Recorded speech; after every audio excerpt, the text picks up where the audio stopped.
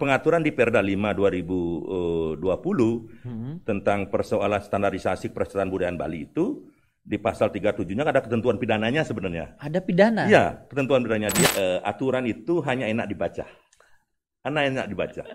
Tetapi dalam konteks implementasinya itu sesungguhnya dia tidak punya roh. Ini salah satu saya katakan, sering kali saya katakan, yang merusak pasar kita di level pemandu itulah karena uang ini law enforcement kita juga menjadi berantakan itu.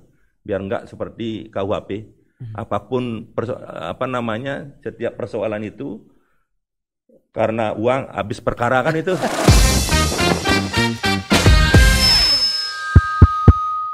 Selamat pagi pemirsa Bali News ID, kembali lagi bersama saya Kande Putra di acara Topi Merah, Topi Inspirasi dan Motivasi persembahan dari Bali News ID. Hari ini saya sebenarnya kedatangan senior saya yang salah satu menjadi inspirasi saya di profesi saya sebelumnya. Dan sampai hari ini pun saya sebenarnya profesinya sama ya, di lapangan sebagai pramuwisata.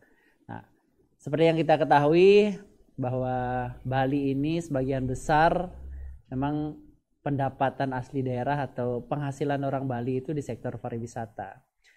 Nah, lebih jelasnya apakah itu guide dan bagaimana profesi pramuwisata ini bekerja, bersama ini hadir Bapak Nyoman Nuarte sebagai Ketua Himpunan Pramuwisata Indonesia. Swastiastu, Pak Man. Om Swastiastu. Yeah. Selamat datang di studio kecil kita di Bali News ID. Semua sudah menyempatkan hadir. Ya, Pak Man. Yeah. Ini kan Pak Man tadi udah yang mention sebagai senior yang tentunya sebelum jadi ketua HPI, Pak Man kan basicnya pasti guide ya. Mungkin bisa cerita sedikit gimana nih? Oh gini, jadi Om Swastiastu. Jadi kita langsung saja. Jadi terkait dengan latar belakang saya, sesungguhnya sebelum menjadi ketua DPD HPI Bali, jadi saya adalah seorang guide yang notabene juga pernah menjadi ketua komisariat di Travel Agent GTB, Travel Agent GTB. Setelah itu saya juga pernah menjadi ketua divisi Jepang di Bali. Nah, artinya dari sisi sebelum jadi ketua itu memang kita berangkat dari bawah sesungguhnya. Dalam konteks kelembagaan kan itu ada komisariat, saya pernah di komisariatnya, pernah menjadi ketua divisinya, dan sekarang di ketua DPD HPI Bali. Yang tertinggi. Ya, di ketua DPD HPI Bali. Artinya pada level kelembagaan kita berada di provinsi kan itu. Nah, cuma masalahnya di Bali itu kan tidak mengandung sistem DPC seperti daerah yang lain. Ya, kita mengandung sistem di bawahnya yang disebut dengan komisariat sama divisi gitu. Oh, nggak ada umpamanya di provinsi namanya DPD, habis itu kabupaten ada DPC, itu nggak ada ya? Kalau di Bali, jadi Bali ini menjadi salah satu epicentrum sesungguhnya dalam konteks jumlah pramuwisata yang ada di Indonesia, tetapi yang menjadi persoalan adalah pada sisi kelembagaan sesungguhnya. Pada level pusat, kalau kita ngomong hierarkisnya sesungguhnya sesuai dengan anggaran dasarnya itu ada DPP yang ada di Ibu Kota Jakarta, dan provinsi ada DPD, ada DPC di level kabupaten kota. Cuma karena Bali ini adalah dari sisi teritorial, itu sangat kecil sekali gitu, maka Bali hanya ada di level provinsi dalam konteks lembaganya, ada di DPD.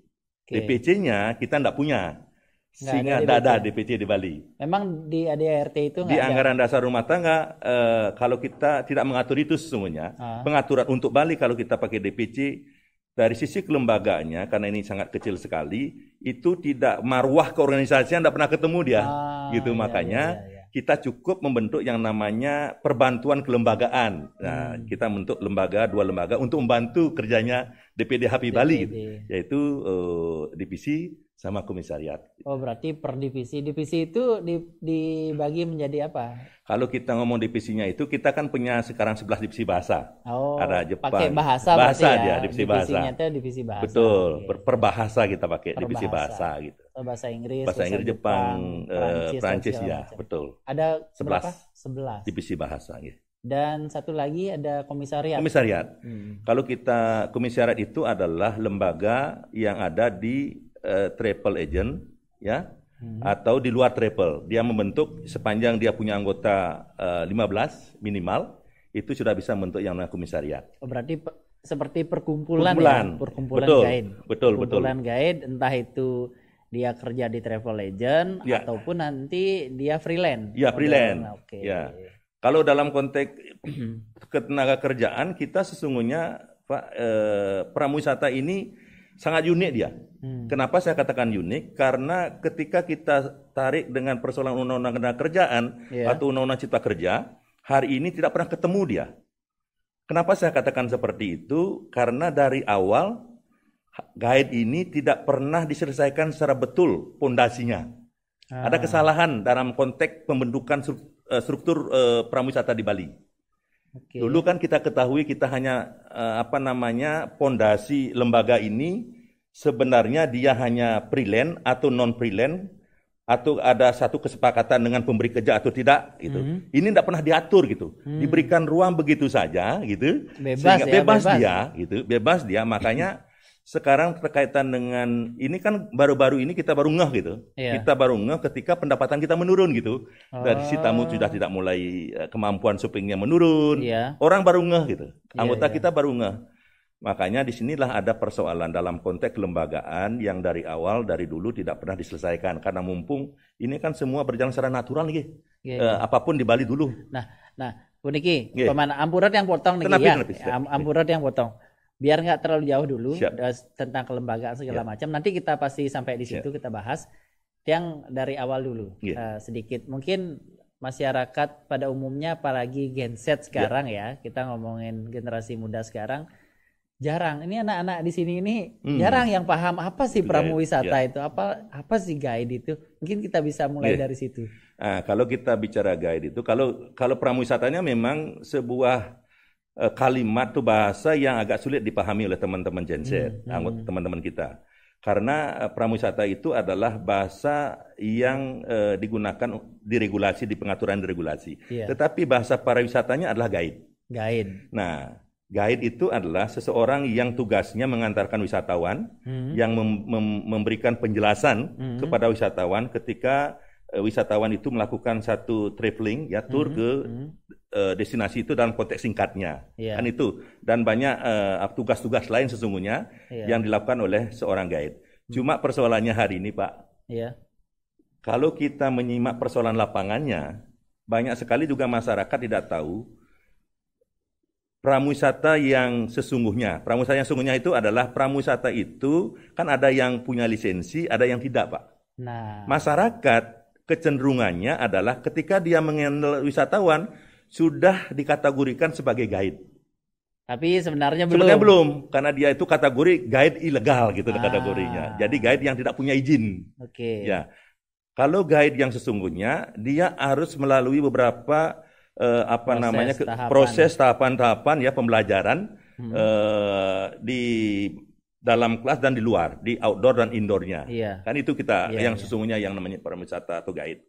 Nah, inilah ada dua persoalan sehingga kami di lembaga DPD-HAPI Bali sering sekali mendapatkan stigma negatif ya. Contoh kasus kemarin kita ada kasus wisatawan duduk di Pretime atau di Plinggih. Pasti yang pertama disalahkanlah guide. Kenapa tidak? Kenapa tidak dia? Siapa guide-nya? Kayak itu. Nah, sekarang itu satu. Padahal yang sebenarnya belum tentu.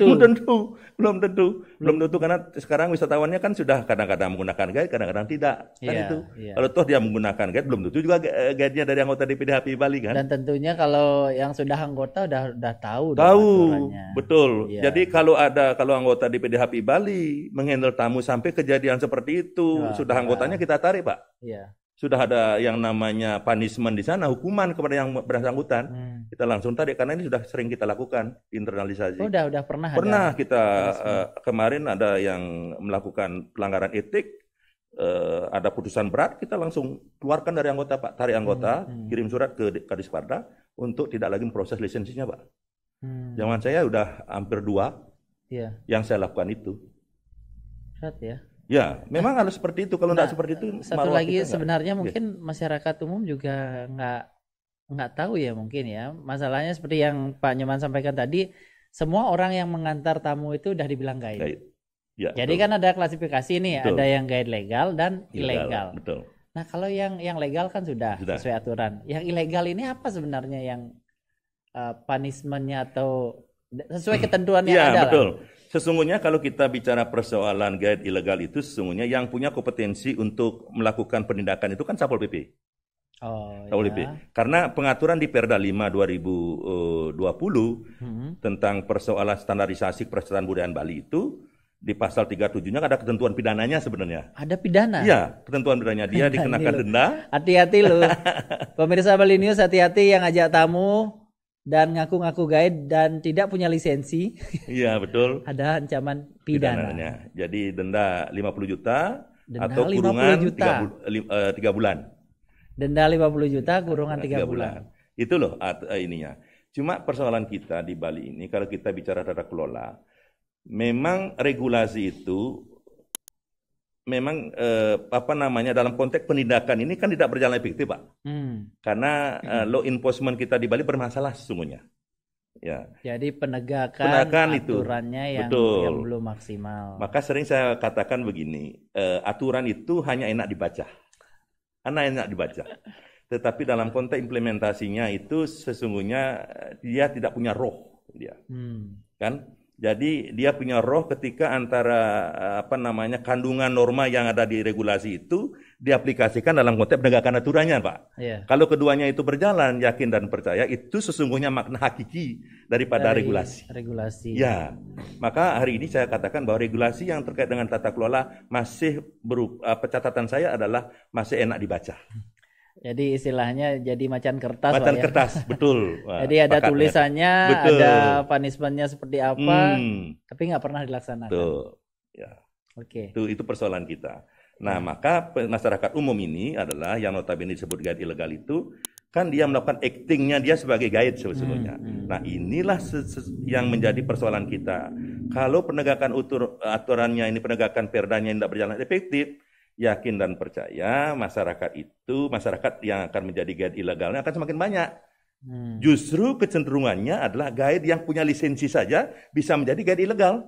Ya, karena dia berpikir untuk apa? Ngapain kita punya lisensi? Nyari susah-susah, bayar mahal-mahal. Ya. Penegakan aturan tidak ada, perda Satpol PP nggak turun pokoknya. Nah, selama Bapak jadi ketua ini mungkin punyalah data sedikit ya, data anggota udah pasti. Dari sekian itu lebih besar mana, Pak? Yang legal apa yang ilegal? 50-50 jumlahnya. Ya, dari sisi 7.000 guide ilegal, 7.000 guide ilegal. Bisa-bisa lebih yang ilegal. Ya, karena dia supir juga menjadi kategori guide, dia mengantar tamu kan. Jadi hampir banyak sekali sesungguhnya kalau kita mau inventarisasi. Tapi data yang saya dapatkan kemarin dari teman kita di UNDUD melakukan sebuah riset itu hampir 50-50, Pak. Kaitan dengan persoalan ini. Dan itu bukan hanya orang Bali saja. Ada hampir 40% luar Bali. Luar Bali. Ya, 60% orang kita. Oke. Ya. Oke lah, kalau orang Bali mungkin paham sedikit tentang Bali ya. Masalahnya ini yang satunya yang luar Bali ini apakah dia benar menceritakan tentang Bali kan. Itu persoalannya. Kembali lagi ke masalah guide, Pak. Susah sekali ya untuk mencari license itu. Aturan-aturan apa yang mesti diikuti? Atau kursus atau apa yang perlu dilakukan? Kalau bicara persoalan persyaratan menjadi seorang pemandu wisata sesungguhnya atau guide itu mungkin zaman kita lebih susah, Pak. Waktu dulu. Ya, sangat susah. Hari ini itu sangat gampang sesungguhnya. Cuma ada satu persyaratan yang notabene kita tidak pernah ikuti dulu kan. Dulu kan syaratan dasarnya itu kita harus training di magang 2 tahun. Kan 2 tahun? Ya. 2 tahun, dulu Pak, kan 2 tahun. Ya, kan? Yang sekarang kan 6 bulan tidak bisa. Kan? Yang kedua magangnya itu harus di travel agent, harus ngendel tamu. Betul. Itu, Pak ya, benar-benar betul lah ya. Kalau sekarang dari sisi persyaratan di indoornya itu di dalam kelas itu tidak materi yang kita dapatkan itu tidak sebanyak dulu. Dulu kan sampai 2 minggu, 3 minggu kita menjadi seorang pemandu wisata. Sekarang cukup dalam 1 seminggu. Karena apa? Karena yang paling dipentingkan persyaratan hari ini adalah Dia harus lulus dulu uji budaya Bali, Pak. Uji budaya Bali. Okay. Uji budaya Bali ini yang melakukan pengetesan terhadap uji budaya Bali ini ada 5 unsur. Pemerintah, akademisi, desa pakraman, ada asosiasi, ada lagi satu, itu ada 5 Pak. Jadi kalau lulus itu baru kita lanjut ke sertifikasi kompetensi. Gitu loh. Kalau dulu kan persoalan kita itu adalah materi, ada geografi, ada agama dan lain sebagainya kan. Kalau sekarang kalau sudah lulus di uji budaya selesai udah. Gitu. Agak dari si materi agak lebih lebih gampang kita. Hari ini. Lebih gampang, tapi sebenarnya kalau praktisnya di lapangan masih tetap sama Pak ya, lebih susah sekarang kan jadinya. Betul. Kalau kenapa yang bilang lebih susah sekarang? Karena kalau dulu mungkin nggak ada zaman Google, apapun yang dibilang guide, kamu pasti paham. Oh iya gitu mungkin kamu. Tapi kalau sekarang guide itu harus lebih pinter dari tamu, karena ada Google. Jadi penjelasan guide ke sini di Google ke sana kan, yang malu guide. Nah. Kembali lagi ke persoalan persyaratan yang mungkin teman-teman yang ilegal ini ya, persyaratan yang utama yang susah mereka lakukan apa? Kenapa mereka nggak memilih jadi legal gitu? Ada beberapa yang kurang lebih 20% itu ketakutannya dia adalah memang dari awal memang dia sudah tidak memenuhi persyaratan karena dia tidak tamat SMA sederajat. Ada yang tamat SMP. Itu persyaratan yang baru ya? Ya, karena SMA sederajat. Harus dari dulu juga sama SMA sederajat. Kalau dulu pernah Perda 5 tahun 2008 itu mensyaratkan D3. D3. Ya, malah itu, lebih tinggi lagi. Itu sudah dihapus kan? Masuk ke Perda 516 tidak lagi SMA sederajat sampai sekarang. Ya, nah akhirnya itu yang jadi persoalan. Ada 20% masyarakat yang dari sisi persyaratan dasarnya tidak terpenuhi. Yang kedua kaitan dengan ujian. Nah, ini kan ketakutan duluan sesungguhnya. Jadi dianggap ribet dan lain sebagainya gitu. Sesungguhnya kalau memang dia mau belajar, yakin lulus. Apalagi orang Bali itu kan memang sudah tahu budaya Bali gitu. Berarti di situ ya ada persoalan itunya. Tapi kalau pembayaran nggak terlalu pembayaran besar. Kita iuran ini kan kita baru kembalikan di 15.000 Pak per bulan. Kalau dulu kan pernah 5.000, pernah 10.000 ya, karena sekarang uang dana yang terkumpul kemarin itu kan kita pergunakan untuk satu pembuatan BPJS Kerjaan Pak. Karena waktu Covid kan banyak anggota kita yang meninggal. Dia tidak tercover dari sisi ketika mengalami kecelakaan kerja, kematian itu Kak. Makanya di kematian kemarin di 44 itu saya mendengar anggota kami yang dari Singaraja tidak bisa sampai pinjam uang ke sana kemari. Maka itulah menjadi salah satu pemikiran kami selaku ketua DPD untuk membuatkan BPJS Kerjaan. Oh, jadi dimasukkan ya, kita menggunakan uang dana organisasi Pak. Organisasi kita buatkan dulu sebagai pemantik dulu kita daftarkan seluruh anggota agar mereka punya BPJS Kerjaan gitu Pak. Tapi kalau Tiang Rasa mungkin Pak sendiri bilang nggak terlalu besar kan untuk ngurus lisensi atau lisensi baru, atau mungkin ada dari pihak HPI atau mungkin pemerintah setiap tahun itu ada pembukaan untuk lisensi baru nggak Pak? Itu. Begini, jadi pembukaan itu kita lihat supply demand-nya Pak sesungguhnya. Supply demand-nya. Kalau di tataran, karena hari ini kita melihat di segmen market itu kan khususnya di Eropa. Eropa ini kan terus kekurangan guide. Di Eropa. Eropa seperti Jerman, Rusia, Perancis, Belanda, Itali, Spanyol. Itu spesifik bahasa Eropa itu sangat kekurangan guide. Kalau di Inggris masih bisa kita antisipasi. Nah, di Korea juga sekarang kekurangan. Sangat kekurangan karena banyak sekali travel agent Korea sekarang meminta pemandu wisata Korea. Kita tidak bisa memenuhi itu karena masyarakat umum pun yang kepingin menjadi guide di Korea itu juga sedikit, Eropa juga sedikit. Yang paling banyak memang tetap dari guide berbahasa Inggris, Pak. Inggris dan domestik. Domestik itu yang paling banyak. Nah, cuma saya sekarang di domestik itu tidak kayak 2 tahun yang lalu, kita rubah polanya, Pak. Kalau kita buka gaya domestik itu secara tanpa kontrol, itu artinya budaya kita akan menjadi persoalan di kemudian hari. Kan makanya saya antisipasi semua guide, calon masyarakat umum yang menjadi guide harus masuk satu pintu bahasa Inggris. Tidak bahasa domestik, tidak bahasa Indonesia. Harus dia menguasai bahasa asing Pak sekarang. Oh gitu. Itu yang kita buat, karena kalau ruang itu kita buka bahasa Indonesia sebagai pintu masuk untuk menguji, itu ada satu ketakutan kita, ya, budaya ini nanti banyak orang yang notabene. Ya, meskipun sudah ada uji budaya Bali. Betul, uji budaya Bali. Itu tidak menjamin. Tidak menjamin juga, itu bagi kita. Jadi belum tentu kita bisa itu, karena di internalisasi itu akan terjadi blok-blokan dia, Pak. Ada prawisata dari Bali, ada prawisata. Itu persoalan kita. Di kemudian ada potensi konflik yang muncul juga di kemudian hari terkait dengan itu gitu. Oke. Jadi yang kemarin sempat ada beberapa kasus viral, Pak ya. Terkait prawisata juga, prawisata yang kemungkinan yang jadi prawisata entah ini legal atau ilegal itu banyak yang dilakukan oleh wisatawan asing yang pura-pura jadi prawisata atau guide. Itu HPI gimana menyikapi?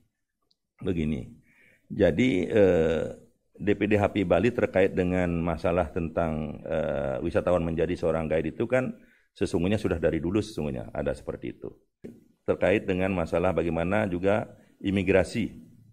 Ya, imigrasi mampu melakukan sebuah penindakan kepada WNA yang bekerja atau berakting menjadi guide di Bali gitu. Itu persoalan kita terkait dengan WNA itu. Jadi lebih kepada law enforcement juga ya. Kalau HPI sendiri nggak ada wewenang, nggak ada hak juga untuk memberi atau memperingati atau memberi masukan. Kalau kita hanya memberi masukan saja. Jadi kita hanya meminta kepada anggota di lapangan ketika ketemu itu hanya memfoto, mengirim ke saya selaku ketua DPD, kita yang akan diskusi dengan ketua imigrasi dan kepala Satpol PP dan sama imigrasi gitu. Kita lakukan itu. Nanti biar tidak nanti juga ada masalah hukum baru kan ketika memviralkan orang lain gitu. Maka dari undang-undang IT itu, maka kitalah yang dari temuan lapangannya itu, maka DPD HPI Bali dah yang menindaklanjuti, melakukan koordinasi dengan pihak terkait, baik itu imigrasi dan Satpol PP gitu. Ya. Gitu. Oke, yang sedikit agak lompat-lompat kembali ke persoalan pengurusan lisensi. Nah, tadi kan pengurusan barunya kendalanya ada beberapa hal seperti itu yang mungkin masyarakat dan dari pihak HPI juga sudah membuat regulasi yang mungkin agak mengetatkan sedikit biar nggak terlalu longgar. Nah, dari sisi perpanjangan Pak, jadi kalau Tiang dengar kemarin kan sempat hearing juga, kan ada dari teman-teman yang sudah profesinya sudah bertahun-tahun, keluhannya hampir sama. Mungkin di perpanjangan harus pakai sertifikat kompetensi. Dari HPI sendiri sudah sejauh mana berusaha untuk itu? Sesungguhnya persoalan ini Pak, setelah saya dilantik menjadi ketua DPD, satu-satunya jangka pendek program kerja kita adalah mengupayakan agar perpanjangan tidak menggunakan sertifikasi kompetensi. Memungkinkan itu Pak?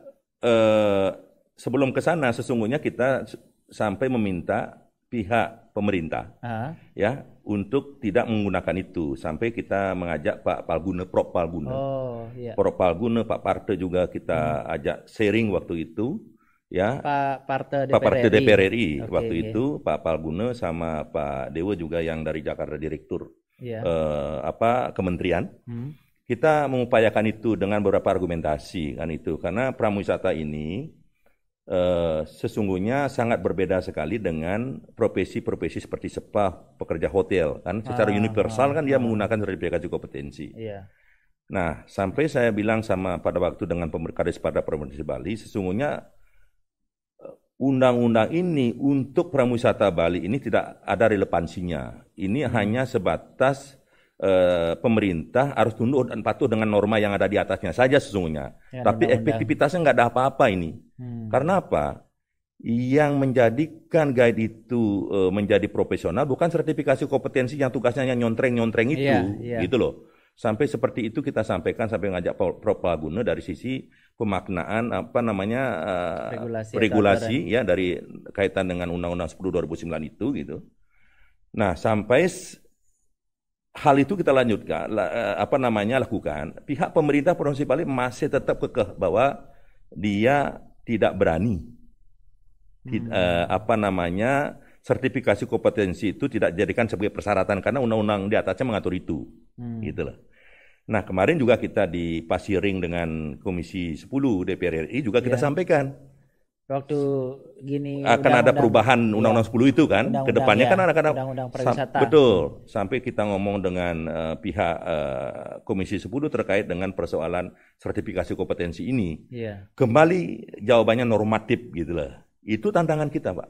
Makanya jangankan anggota, saya sendiri pun selaku ketua ya terhadap persyaratan ini, memang persyaratan ini sangat sulit sesungguhnya. Nah, akhirnya kita mencari jalan tengah, Pak, mau enggak mau. Jadi jalan tengahnya adalah agar teman-teman itu tidak lagi ikut dalam kegiatan nyontreng. Sekarang dia menggunakan portofolio, mengumpulkan persyaratan-persyaratan yang seperti lisensi, KTP, foto kan, itu dengan bayar 350, dia sudah bisa mendapatkan sertifikasi kompetensi tanpa ikut nyontreng, Pak. Tanpa ikut hadir. Betul. Maka itu salah satu alternatif jalan tengah. Jadi portofolio bahwa menyatakan dia masih guide. Selama ini dia surat pernyataan dari DPD HAPI Bali. Betul. Dia jadi guide. Betul, Pak. Ada fotonya. Betul. Bisa seperti itu salah itu yang saya bisa lakukan. Itu pun kita minta sama Direktur LSP sesungguhnya bernegosiasi sehingga sampai kapan persoalan ini tidak ada jalan tengahnya. Jadi jangan sampai nanti anggota kami ini sampai turun ke jalan dengan persoalan-persoalan seperti kan itu saya sampaikan akhirnya adalah satu negosiasi, maka itu jalan tengah kaitan dengan itu. Dan saya pun sampai dari sisi kan kita menghormati senior nih Pak, guide yang mati lesunya 10 tahun, 15 tahun. Saya sudah giring dia saja, silakan ke kantor saja, cari sertifikasi kompetensi sama tidak perlu Bapak akan dikenakan iuran 15 tahun enggak, cuma 3 tahun sekali ya cukup dah. Dari sekian tahun. Iya, 15 tahun dia mati Pak kan. Kan saya nggak hitung 15 tahunnya Pak. Iya. Cuma hitung 3 tahun saja. Sudah dia bisa punya sertifikasi bayar 350. Iya. Kami akan membantu mereka untuk itu. Tapi kan masih banyak yang abai tentang itu gitu. Jadi kalau yang lihat sertifikasi pun sebenarnya tujuan utamanya kan ada menseleksi bahwa ini kompeten ya. Cara menilai kompeten itu kan dengan melakukan. Betul. Tapi yang Bapak lakukan itu udah baik sekali Tiang rasa. Kalau kaitan dengan kompetensi itu ranahnya kan bukan HAPI. Dia adalah lembaga sertifikasinya kan beda, itu. Tapi ada juga anggota kita menjadi asesor di sana. Asesor di situ. Nah, dalam konteks tata caranya kan ada yang nyontreng, ada yang berbicara kan seperti itu. Tetapi kalau sudah guide yang bekerja 30 tahun, 20 tahun dihadapkan dengan sertifikasi kompetensi ini sebenarnya nggak nyambung, Pak. Jujur, kenapa saya katakan seperti itu? Kalau di luar Bali oke lah. Orang semua guide formula kan, baru-baru gitu loh. Yang baru mungkin oke. Iya, oke, tidak ada masalah. Saya bilang seperti itu. Kita tetap hormat dengan sertifikasi kompetensi, asalkan anggota kami yang sudah bekerja 25 tahun berturut-turut itu tidak perlu lagi ini. Sekali saja, selesai udah. Gitu loh. Ini juga nggak menjadi pertimbangan. Di pertimbangan cuma normatif kembali lagi. Gitu. Jadi susah juga ya kalau kita ngomongin aturan. Tapi kalau Tiang baca kemarin yang sempat ngecek KBLI. KBLI ya. Ya, ternyata guide itu sudah masuk di KBLI juga Pak. Iya. Pak udah tahu itu? Ya, teman-teman udah tahu? Udah tahu. Tapi teman-teman tidak semua tahu lah. Jadi sejauh mana Bapak menyikapi itu? Dan bisa menginformasikan ke teman-teman. Dan menurut Bapak apa keuntungan yang bisa diambil dari situ? Begini, kalau kita ngomong advantage-nya Pak, keuntungan kita tuh nggak ada sesungguhnya Pak. Cuma itu penguatan kelembagaan saja sesungguhnya. Nah itu lebih kepada personal bukan ke Betul, HPI-nya kan? Betul. Itu persoalannya. Jadi kalau kita ngomong advantage secara menyeluruh ke anggota itu nggak ada sesungguhnya. Iya. Itu loh. Cuma ke KBLI itu artinya bahwa lembaga ini memang sudah secara kelembagaan catatan positifnya ada gitu loh Pak. Iya. Nah, tetapi advantage secara ini Tiang yakin belum. Bukankah itu kalau Tiang lihat, nah itu dimention guide. Ya. Seandainya guide berdiri sendiri, tanpa HPI pun sebenarnya kalau menurut undang-undang jadi bisa kan gitu. Ya. Jadi ini apa ya? Jadi rancu ya, di satu sisi guide itu harus punya lisensi dan ikuti aturan yang ada di HPI dan undang-undang menyatakan ada KBLI atau perusahaan untuk guide sendiri perseorangan ini. Iya, sebenarnya kalau ngomong perseorangan begini, kalau kita mengacu ke persoalan undang-undang, jadi setiap orang kan bersikap berhukum kan diperbolehkan membuat aturan main. Nah, cuma kalau di Bali, Pak, bukan berarti kita menghalangi orang membuat lembaga, Pak, tentang pramuwisata. Kita sudah punya sejarah dulu ketika dualisme, kan terjadi satu persoalan konflik yang luar biasa itu. Oke, kita masuk ke organisasinya sekarang, itu.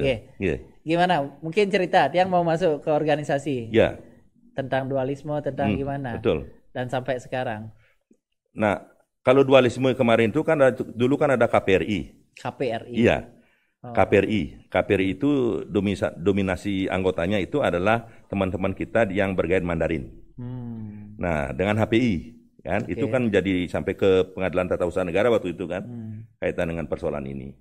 Nah, artinya sekali lagi kalau di Bali membuat lembaga seperti pramuwisata, HPI, jadi representasinya pasti ada, gitu loh.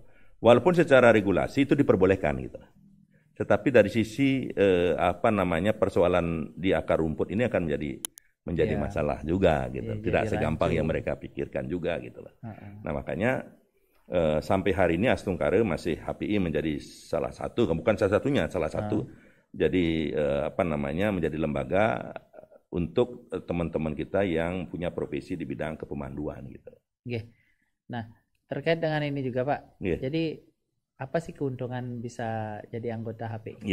Itu yang seksi ya menurut kita. Kalau jelas tadi punishment-nya yang ilegal sudah ada, undang-undang regulasi segala macam. Yang seksi, apa yang membuat orang itu harus masuk HPI dan keuntungan secara... Kalau kita bicara keuntungan materialnya nggak ada. Jadi keuntungan material itu hanya didapatkan, itu kan bicara hak dan kewajiban dia. Ketika dia bekerja, dia mendapatkan sesuatu kan, pendapatan dari si materi. Nah, imaterialnya banyak sesungguhnya.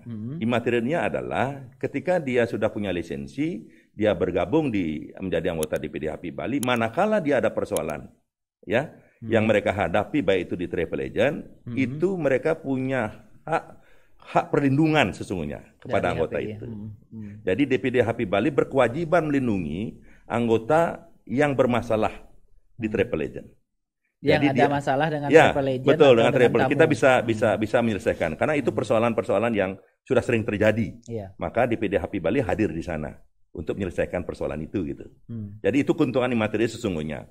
Dan yang kedua adalah ini sebagai bangunan untuk menyatukan teman-teman yang punya satu profesi di bidang kepemanduan yang punya lisensi, itu melakukan penguatan juga dalam konteks ke dalamnya di antara para guide itu, Pak. Gitu loh. Jadi sesungguhnya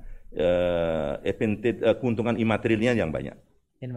Jadi dia ada kepastian pada dirinya bahwa dia tidak teraniaya oleh siapapun ketika dia melakukan kegiatan melakukan kegiatan kepemanduan di travel agent gitu. Itu pada sisi itu sebenarnya dan ada penguatan. Termasuk di destinasi juga kan? Destinasi juga. Kita kan juga ada interaksi melakukan relasi hubungan dengan pihak Putri kan, lembaga-lembaga stakeholder yang lain, Asta juga gitu. Asta kan di travel agent-nya kan itu di DTW-nya kita dengan Putrinya juga. DTW dengan Putri.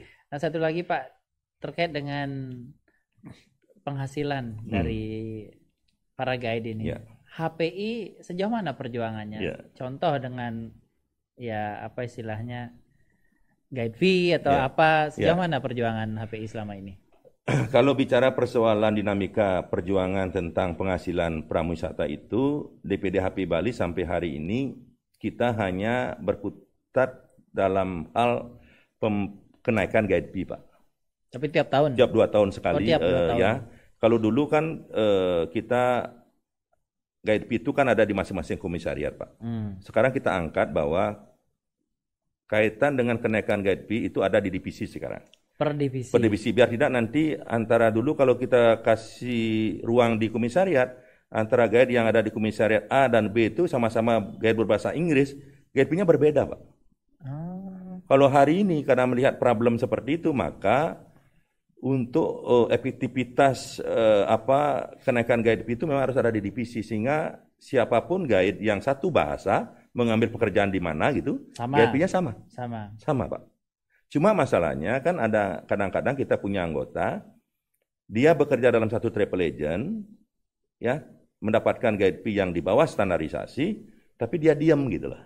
Ini persoalan kita, Pak. Dia mau aja. Iya mau aja, itu loh persoalan kita. Karena setelah guide B ini kita kemarin lakukan kesepakatan dengan Asita, ada persoalan di Jerman, kita lakukan diskusi dengan Pak Putu Nasre, dengan teman, semua bisa kita selesaikan, Pak.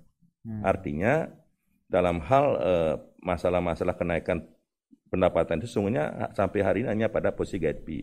Persoalan tipping itu kan beda lagi. Kalau dulu kan juga ada pendapatan dari ketika tamu belanja atau komisi, kan itu kan tidak seperti dulu lah. Kaitan kemampuan wisatawan sekarang untuk melakukan shopping, kan itu. Maka karena melihat kualitas wisatawan sekarang, maka guide B ini memang harus menjadi salah satu pijakan. Jadi setiap 2 tahun itu ada kenaikan dan ada standarisasi minimal itu. Kita tidak pakai minimal sekarang, Pak. Jadi gitu. Ya itu yang menjadi standarisasi, Pak. Tidak ada minimalnya.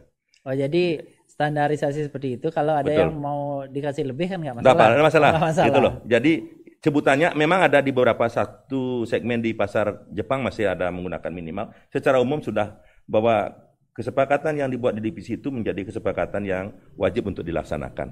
Gitu. Kadang-kadang di Eropa itu kan masalahnya ketika ramai tamu kekurangan guide, dia membuat skema. Guide-nya kadang-kadang dikontrak dulu biar nggak lari kemana-mana. Kan itu. Ada pola seperti itu juga. Jadi kalau sekarang di divisi mana yang paling tinggi guide-nya? Eropa. Spesifiknya di Eropa di Spanyol. Jerman, ya, Prancis, ya, Itali, Rusia.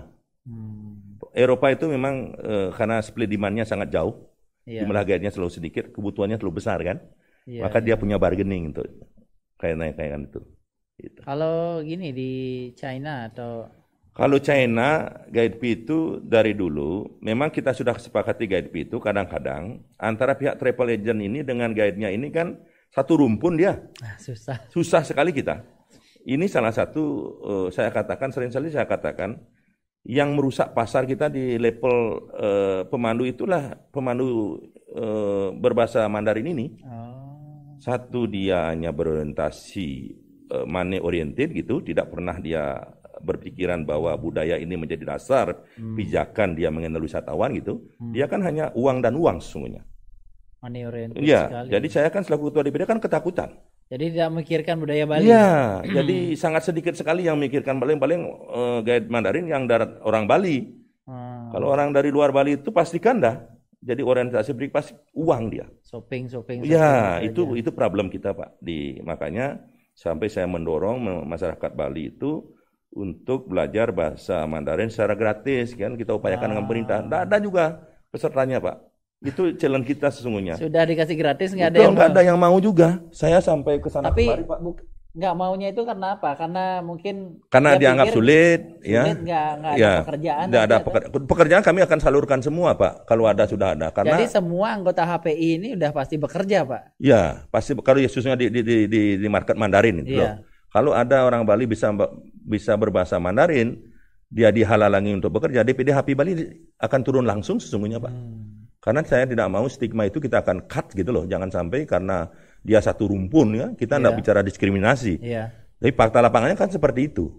Tetapi saya kalau ada orang Bali ya yang sudah bisa berbahasa Mandarin, jadi BPU Mandarin itu wajib untuk menerima, Pak. Karena dialah salah satu yang akan bisa merubah mindset guide Mandarin tersebut. Itu kalau tidak seperti itu sampai kapanpun ini rusak, Pak, sesungguhnya. Akan merusak Bali. Jadi selama ini gimana upaya-upaya yang Upaya-upaya kita dengan pemerintah sebenarnya sudah menerima, sudah apa yang menjadi gagasan kita untuk mengajak masyarakat yang baru tamat dari SMA, tamat SMK itu untuk ini udah ada dananya dulu siap pemerintah waktu itu. Sama Pak Cok Aceh kita sudah ada berdiskusi kan. Waktu beliau menjadi wagub. Persoalannya adalah peserta. Jadi itu challenge kita. Banyak Gen Z atau generasi muda yang gini berpikir jadi guide. Padahal itu guide. Pendapatannya besar loh Pak di segmen pasar Cina Pak, Mandarin itu. Kalau orang Bali mau bisa bahasa Mandarin, luar biasa sebenarnya pendapatannya di sana. Dibandingkan dengan yang lain gitu loh. Cuma sekarang persoalannya sedikit. Jadi ini generasi muda Bali ya, Gen Z terutama yang lahir dan besar di Bali dan tahu budaya Bali. Tinggal moles bahasanya saja. Betul, kan Pak ya. Betul. Jadi peluang bagi generasi muda yang menganggur ini harusnya di Bali nggak ada orang yang menganggur lagi. Betul. Kalau menguasai bahasa asing. Ya, makanya kalau kedepannya kalau memang tidak ada alternatif orang Bali tidak mau belajar bahasa Mandarin, memang harus pemerintah itu harus berani betul-betul mengambil sikap. Ketika kekurangan guide jangan rekrut bahasa Mandarin yang dari luar lah. Kita menggunakan bahasa guide yang berbahasa Inggris gitu loh. Iya. Itu kan salah satu ruang juga untuk menjadikan budaya ini satu merubah mindset yang prawisata yang ada. Yang kedua budaya Bali ini akan terus ajeng dalam konteks pemberian informasi Pak. Gitu. Kalau terus seperti ini, saya paling khawatir ya, khusus di segmen pasar Mandarin ini. Jadi khawatir tentang pariwisata budaya ini terdegradasi betul. Dengan pariwisata belanja. Nah, kan itu artinya kan berarti kan kita di DPD HAPI Bali nanti jangan sampai jadikan sebagai image-nya itu adalah menjadi image buruk lah dari persoalan yang ada di salah satu market ini gitu loh. Oke. Bapak, selain di profesi Bapak sebagai guide dulu, basic background Bapak kan sarjana hukum juga. Bapak jadi pengacara katanya saya nyambi jadi pengacara. Nah, selama ini pernah handle kasus tentang guide nggak? Yang pernah gini, apa kira-kira yang... Kalau dikaitan dengan kasus pramuwisata sih belum ada Pak. Kasus guide belum ada karena itu persoalan internalisasi yang sudah kita bisa lakukan penyelesaiannya secara internal kaitan dengan persoalan penyelesaian masalah kode etik kan itu. Itu internalisasi. Sampai ada upaya keluarnya sih penyelesaian sampai ke pengadilan belum ada. Belum. Saya belum pernah membantu. Kalau membantu di luar prawisata dalam hal bukan masalah guide gitu, bukan masalah prawisatanya sebenarnya. Itu lain. Banyak. Banyak. Ya. Berarti selama ini prawisata yang sudah berlisensi nggak pernah bikin masalah. Bukan ada masalah, tidak ada masalah. Nggak pernah ada yang masalah ya. Betul. Yang Bapak lihat yang masalah itu. Masalah ada, tetapi kita bisa selesaikan secara internalisasi. Oke. Ya. Dan yang terjadi viral-viral di kasus bule-bule atau tamu itu yang handle Bapak yakin itu bukan anggota HPI? Saya ketika ada persoalan kaitan dengan informasi di media bahwa ada salah satu guide yang mengedarkan narkoba, ada salah satu guide melakukan seksual kan itu kayak Mandarin kemarin kan ada kasus pemerkosaan itu ya. Itu saya kan turun Pak. Guide ya? Bukan anggota HPI. Itu masyarakat umum Pak. Yang ngaku-ngaku jadi guide. Betul. Itulah makanya saya dan mencoreng HPI, mencoreng Bali. Makanya pada kesempatan ini juga kita sampaikan, kadang-kadang kita dengan media sekalipun sudah kita bilang, sudah kita kumpulkan sesungguhnya, agar dia paham bahwa ketika ngomong prawisata itu, ketika teman-teman media menghandle kasus tentang bahasanya guide, tolong cari tahu dulu apakah ada lisensinya apa tidak. Gitu. Saya bilang seperti itu. Jadi kalau nulis berita, ini guide apa guide ilegal kan gitu. Sebelum nulis guide harus ada Pak ada lisensinya. Klarifikasi dulu, ini verifikasi minimal ada punya lisensi apa enggak. Kalau enggak, bilang aja ilegal guide. Sudah selesai ada persoalan. Kalau sudah kadarnya guide itu, saya pasti turun Pak ke penyidik menanyakan. Pasti mendampingi. Iya, jadi kita turun dulu. Apakah yang bersangkutan, Pak, hari ini ada persoalan seperti ini. Betul ada laporan, Pak? Ada lisensi nggak? Oh enggak, kalau enggak bukan tanggung jawab saya ketua guide, Pak. Gitu. Ini guide ilegal, baru diklarifikasi. Oh gitu ya, karena banyak nggak tahu masalahnya. Gitu, Pak. Para penegak hukum pun nggak tahu ya. Nggak tahu. Kalau udah ngantar wisatawan, oh ini guide gitu. Betul. Dikira anggota. Betul. Itu persoalan kita, Pak. Oke. Pak, yang melompat sedikit tentang Undang-Undang Provinsi Bali, Undang-Undang 15 tahun 2023. Di situ kan ya banyak yang jadi sorotan sebagai bagi pelaku pariwisata itu adalah tentang pungutan wisatawan. Bapak melihatnya gimana? Ini secara global ya, bukan hanya secara API aja. Kalau kita melihat Undang-Undang 15 itu turunannya ada Perda 6 2023 itu tentang LEPI ya, tentang pungutan warga negara asing besarnya Rp150.000 itu sesungguhnya kami secara pribadi dan kelembagaan sangat mendukung sekali, Pak. Mendukung. Ya, karena banyak hal yang akan bisa kita lakukan ke depan. Karena persoalan kita persoalan sampah, infrastruktur yang fisik non fisik itu kan bisa kita kerjakan, kemacetan dan lain sebagainya. Nah, persoalannya adalah ketika itu dilaksanakan kan masih banyak bolong-bolong. Nah, dari bolong-bolong itu pemerintah juga sudah mengakui bahwa juga banyak bolong-bolong. Maka ini harus betul-betul dibenahi tata kelolanya. Yang bolong ini ada guide yang bayar, ada tamu bayar, ada yang tidak gitu. Kadang-kadang ada yang oknum memainkan juga, mencari pendapatan dari sisi itu. Ada pihak orang ketiga ini kadang-kadang dia orang nakal lah seperti itu. Ketika dia ada grup gitu, uangnya dikolek tapi nggak dibayarkan. Ada seperti itu. Gitu.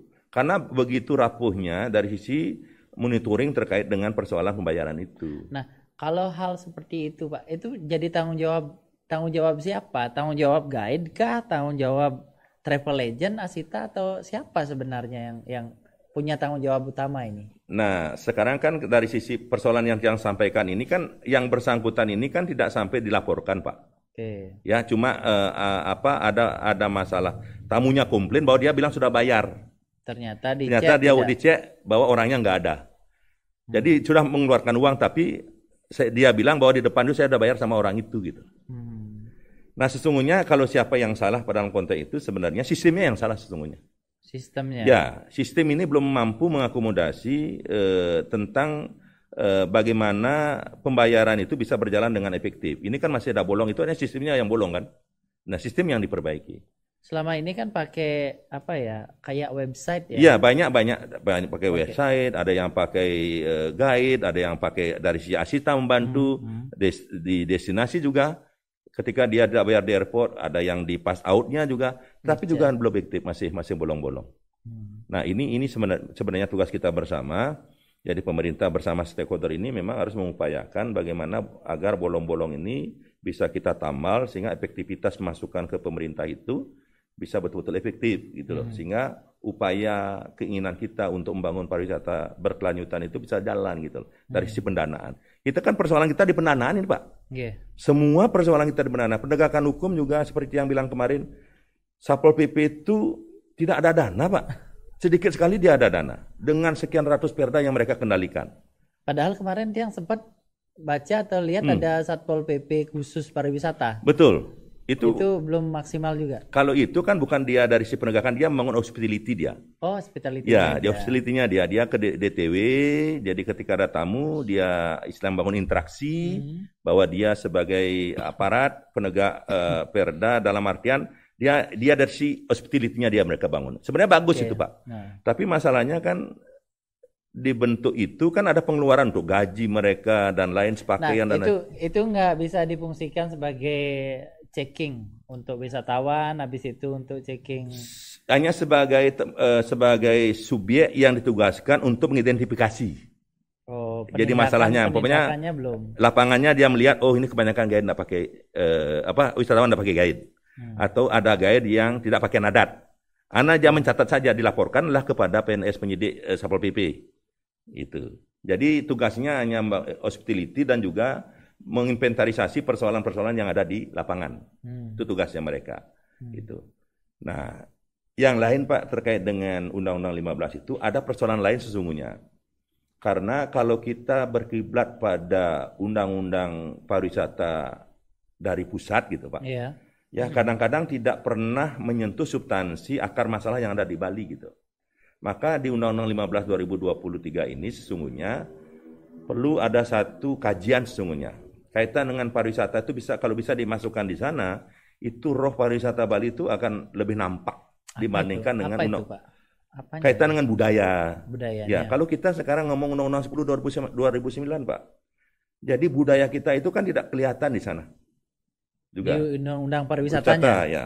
Jadi budayanya terpisah dia kan. Pariwisatanya juga terpisah. Iya. Jadi kan tidak tidak match dia.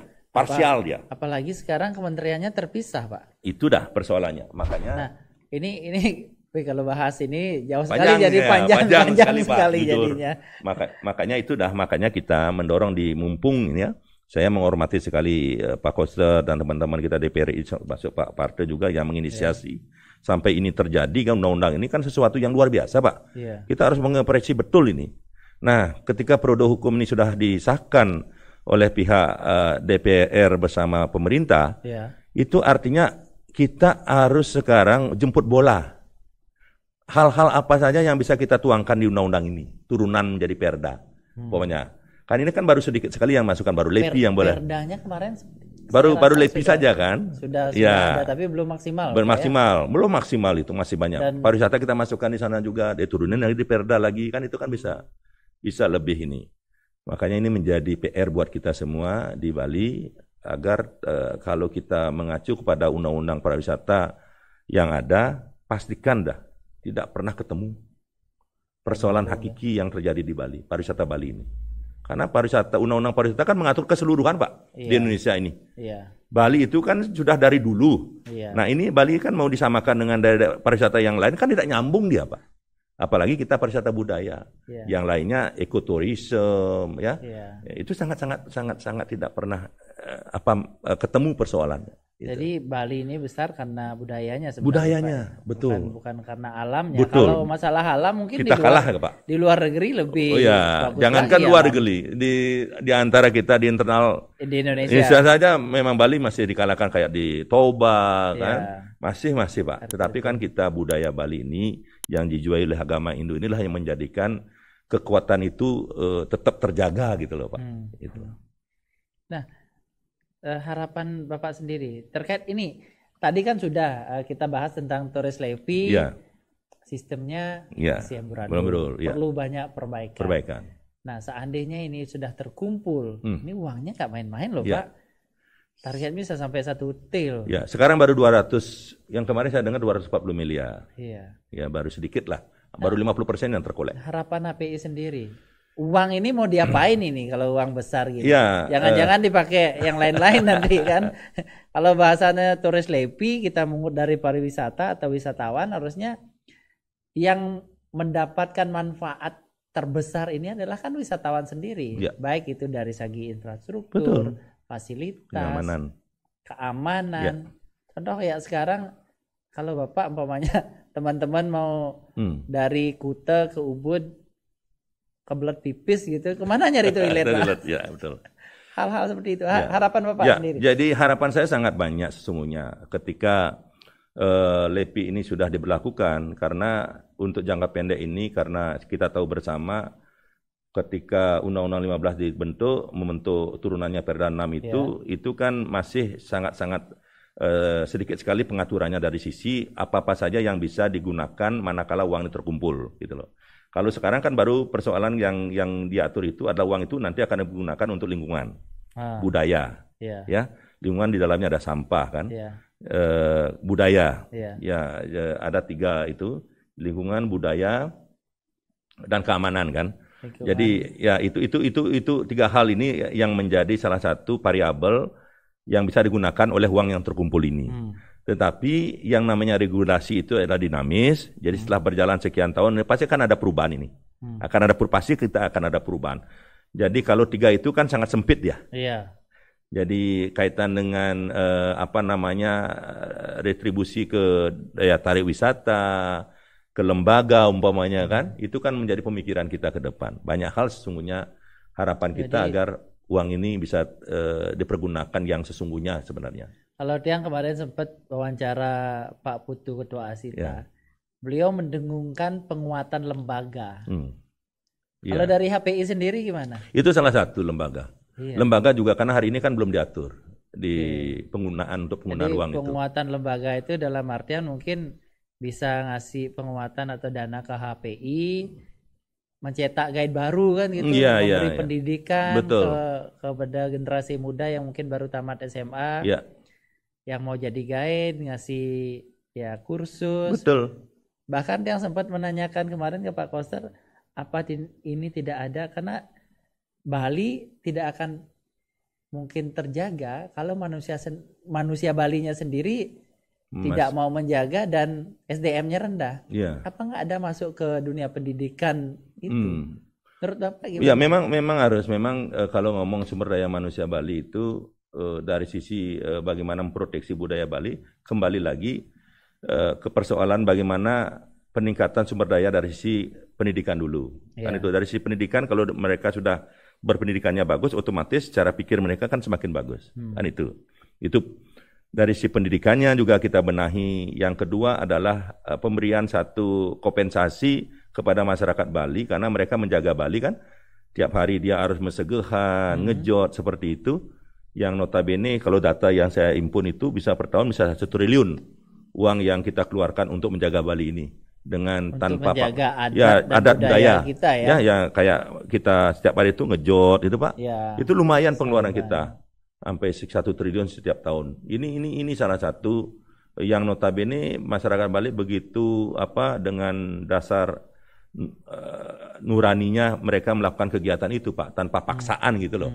Nah ini kan juga pemerintah juga harus care ya terhadap persoalan ini. Walaupun akhir-akhir ini pemerintah baru bisa memberikan bantuan ke desa adatnya kan itu. Mangunpura dan dari fisiknya kan.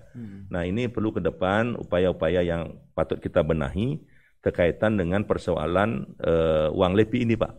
Karena Bali ini kita kadang-kadang kalau mendengar Bali sebagai destinasi internasional, yang paling lucu itu kan Bali tidak punya dana Pak. Kan itu. Padahal dananya 40% terserap ke pusat gitu loh. Pusat juga tidak ada feedback ke Bali kan. Tidak begitu banyak lah, kalau toh ada ya nggak begitu banyak. Justru uang kita yang 40% dibagi ke daerah-daerah yang lain sesungguhnya. Kita yang subsidi. Ada kalimat gini Pak, orang healing ke Bali, tapi orang Balinya sendiri banyak yang bunuh diri. Benar Pak? Betul. Karena angka bunuh diri di Bali itu tertinggi se-Indonesia. Terlepas dari itu, kita ngomongin ke anak muda lagi Pak. Jadi pemerintah pusat dan pemerintah daerah mungkin mendengungkan bonus demografi. Tapi yang real terjadi sekarang di lapangan, Gen Z atau generasi muda lebih cenderung dia bekerja ke luar negeri. Nah, kira-kira menurut Bapak, apa solusi yang bisa kita sisipkan ke pemerintah? Biar anak-anak muda gini, contohnya biar mau jadi guide atau kalau jadi guide itu penghasilannya nggak kalah dari mereka luar negeri loh Pak. Nah itulah tantangan kita Pak. Jadi tantangan kita di Bali ini, jadi justru orang Bali yang notabene tugasnya sembari dia sebagai pekerja dan sekaligus dia sebagai protektor budaya Bali gitu, budaya dan adat Bali. Tetapi siang lain kesempatan kerja yang ada di Bali ini sesungguhnya yang semakin kurang. Kalau toh ada kesempatan kerja, menurut pandangan sekarang kan generasi muda ini kan juga kadang-kadang di mindsetnya mereka tidak hanya ngomong masalah bekerja di luar negeri ansih saja, tapi dia kepingin juga luar negeri negara lain gitu loh Pak. Belajar negara lain, tidak hanya ansih dari sisi materinya saja, tetapi dia juga membangun sebuah komparasi perbandingan. Ketika saya bekerja di luar negeri, kita akan lebih punya kompetisi dengan pekerja-pekerja yang ada yang lain sesungguhnya di sana. Itu incentive-nya yang sesungguhnya. Tapi juga pemerintah juga mengupayakan sesungguhnya. Jadi kalau teman-teman yang keluar negeri ini kan yang bermasalah adalah ketika ada pekerja dari Bali yang notabene dia tidak lulus SMA umpamanya, tapi dipaksakan dia bisa keluar negeri. Ini problem kita. Jadi ketika dia bermasalah di luar negeri, nah inilah yang menjadikan citra buruk buat Bali sesungguhnya. Tetapi kalau dia bekerja ke luar negeri atas dasar kompetisi yang mereka akan bangun, sehingga dia ketika dia selesai bekerja di sana, dia bisa berkompetisi di internalisasinya di Bali umpamanya, itu kan sebuah upaya. Jadi satu strategi, satu cara yang bagi saya itu sangat dukung gitu loh.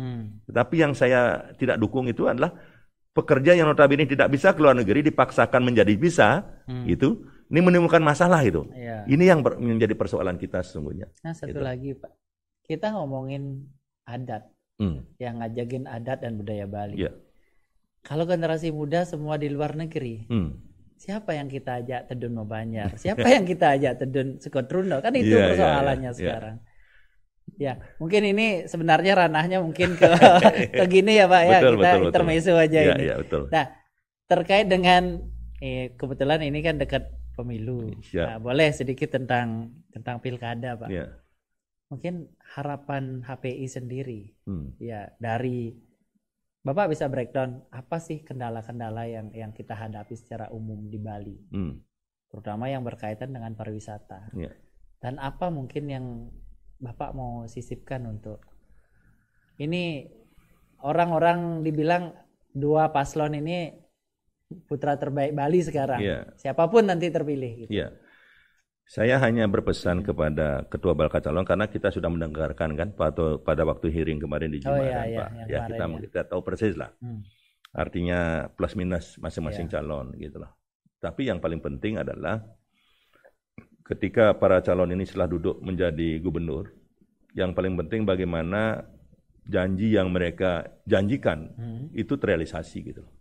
Jangan sampai pesan-pesan positif pada waktu dia berkampanye, pada waktu ketemu Wirase apapun sebutannya, itu hanya sebagai lip service belaka gitu. Nah, jadi kita di Bali ini untungnya masyarakat Bali dari si pemilih masyarakatnya kan sudah 50-50 dalam hal orang Bali itu kan sudah lebih dewasa sekarang menyikapi persoalan. Karena sudah sekian tahun kita menghadapi persoalan yang sama gitu. Kadang-kadang kita dibohongi, kadang-kadang kan oleh para calon gitu. Maka pada pemilihan ini menjadi momentum buat kita, ya, untuk betul-betul kita dengan hati nurani yang paling dalam, ya, betul-betul memikirkan siapa calon yang cocok, gitu loh. Jadi ketika dia sudah menjadi menjadi gubernur dan wakil gubernur, betul-betul mengimplementasikan apa yang sudah mereka janjikan pada waktu itu aja sebenarnya sisipan kita kepada bakal calon itu. Yang paling Bapak tekankan dari permasalahan sekarang, masalah apa aja yang ada di Bali? Kalau kita bicara persoalan masalah sebenarnya dari seluruh sektor itu bermasalah sesungguhnya. Jujur, ada yang ringan, ada yang sedang, ada yang berat. Karena kita sekarang sebagai subjek yang berkiblat di pariwisata, kita fokus dengan pariwisatanya dulu lah. Jadi pariwisata ini sesungguhnya apakah pariwisata Bali ini memang betul-betul dia sudah memberikan benefit kepada masyarakat Bali, kan itu pertanyaannya. Jangan-jangan poinnya itu Pak ya. Ya, betul. Jangan-jangan apakah pariwisata ini sudah memberikan manfaat yang sesungguhnya buat masyarakat Bali. Untuk masyarakat Bali. Betul. Jangan-jangan ini ya kita hanya sebagai penonton saja sesungguhnya. Atau sapi perah. Sapi perah dari persoalan keberadaan pariwisata ini, karena banyak sekali apa yang ada di Bali ini hampir 50% itu dimiliki oleh orang yang luar Bali. Bukan mereka jelek, tidak. Apakah juga punya empati yang sama membangun adat dan budaya Bali? Apakah mereka juga membayar pajak yang sesungguhnya sesuai dengan undang-undang yang ada? Jangan sampai. Contoh kemarin, maaf yang potong. Kemarin ada Ratu Pranda. Maweda. Ada persoalan masalah kembang api kan. Jadi ini menjadi penting ya.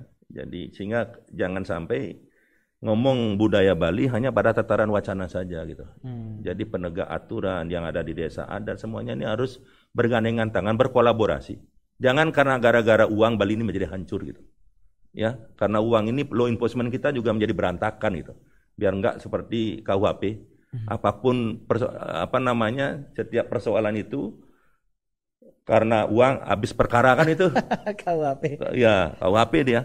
Karena uang habis perkara kayak itu loh. Biar enggak seperti itu. Jadi jangan kita bukan dengan persoalan uang sehingga Bali akan menjadi hancur di kemudian hari. Ini kan sesuatu mudah-mudahan tidak terjadi lah. Apalagi dengan Torres Levi ini, kalau memang ini terjadi, Bali bisa jadi provinsi terkaya di Indonesia. Betul. Pak. Bisa mandiri. Bisa mandiri. Kemandiriannya. Sehingga sumber daya, banyak hal yang kita bisa gerakkan ke depannya. Boleh nyinggung terkait dengan hearing kemarin, Pak? Dari pemaparan kedua paslon itu, rata-rata gimana menurut Bapak? Pandangan Bapak? Ya, kalau dari sisi paparan memang teman-teman yang hadir juga sudah bisa mengkualifikasikan lah dari sisi ini. Semua punya ini, pandangan kan dengan stylenya mereka gitu loh. Yeah. Karena dari sisi paparan pariwisatanya itu memang dari paslon 1-2 ini semua ada plus minusnya, Pak. Semua ada plus minusnya. Tapi yang paling penting kembali kepada yang tadi yeah. Itu yang paling penting, pengimplementasian. Nanti bisa nggak yang disampaikan kemarin itu benar-benar bisa dilakukan nggak? Itu saja yang terakhir ya. Yang terakhirnya juga komitmen yang mereka sudah tangani. Ya itu. Ini tak terasa udah 1 jam lebih, Pak. Kalau mau bahas undang-undang atau apa banyak sekali yang perlu kita gini. Tapi yang rasa cukup dulu. Dan sebelum diakhiri, Bapak ada mau menyampaikan sesuatu terkait ini? Ya, kami dari DPD HPI Bali, karena mumpung hari ini adalah pas momentumnya pemilihan gubernur ya.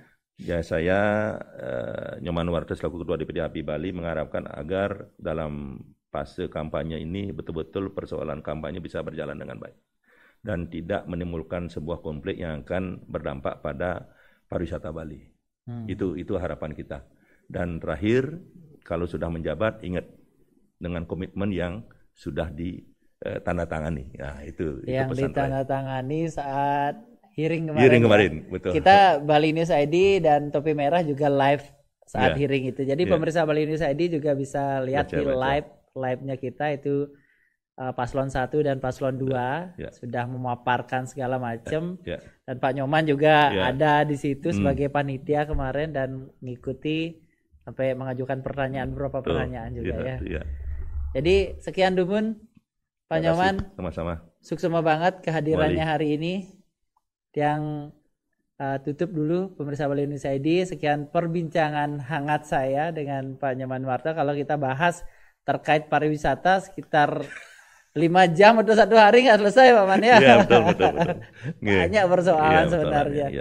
Tapi mungkin semoga yang kita bahas tadi setidaknya mewakili isi hati dari teman-teman pelaku pariwisata terutama ya tour guide atau pramuwisata. Jadi sekian dulu dari saya Kande Putra, sampai jumpa. Bali News ID, lugas dan inspiratif.